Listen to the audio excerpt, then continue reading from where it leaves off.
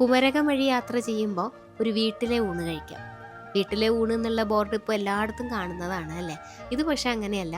ഈ അച്ഛനും അമ്മയും അവർക്കുണ്ടാക്കുന്ന ഭക്ഷണത്തിൽ നിന്ന് 10-15 എണ്ണം വിൽക്കുന്നു എന്ന് മാത്രം. ഇവർ രണ്ടാളും താമസിക്കുന്ന വീട് തന്നെയാണ്. അങ്ങനെ ഒരുപാട് ആളൊന്നും വരുന്ന സ്ഥലവും അല്ല.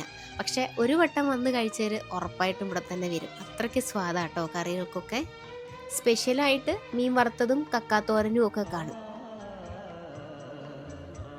നമ്മളെ ചെമ്മീൻ ചമ്മന്തി അല്ലേ.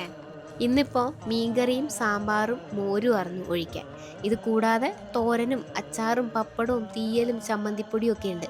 ഈ ചമ്മന്തിപ്പൊടിയാണെങ്കിൽ ചെമ്മീൻ വറുത്ത് പൊടിച്ചതാണ്. അതും പ്രത്യേക ഒരു സ്വാദാട്ടോ. ഇത് നല്ല നല്ല രസം. നമ്മൾ ഈ ചിപ്സൊക്കെ കഴിക്കണ മാതിരി നല്ല മൊരിഞ്ഞ.